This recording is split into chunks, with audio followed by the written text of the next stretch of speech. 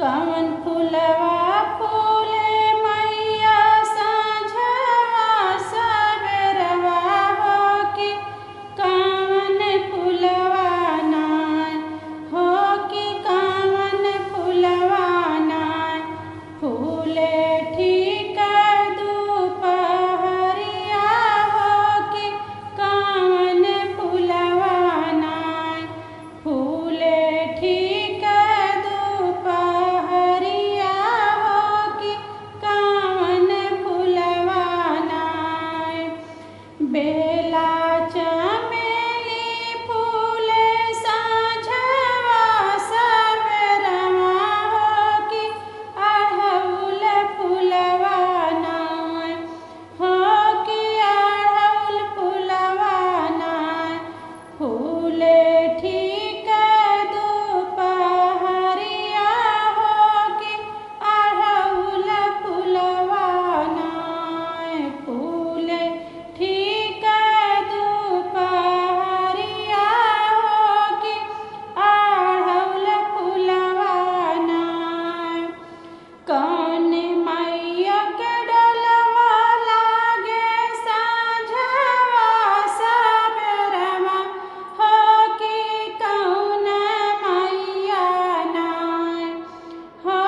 कि कवन मैया नाय लागे ठीक दुपहरिया हो कि कवन मैया नाय लागे ठीक दुपहरिया हो कि कवन मैया नाय शीतला मैया के डोलवा लागे साँझवा सबेरवा हो कि दुर्गा मैया नाय हो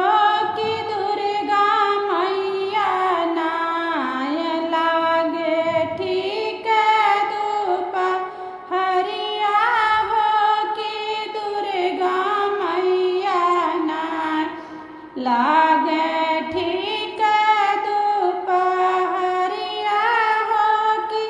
दुर्गा मैया नाय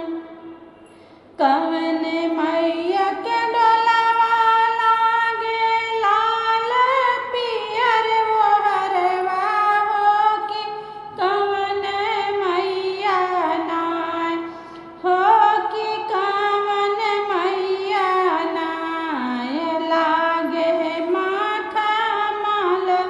ओहरवा हो कि कवन मैया नाय लागे मखमल ओहरवा हो कि कवन मैया नाय शीतला मैया के डोलवा लागे लाल पियर ओहरवा हो कि दुर्गा मैया नाय हो कि दुर्गा मैया नाय लागे मखमल ओहरवा हो कि दुर्गा मैया नाय ला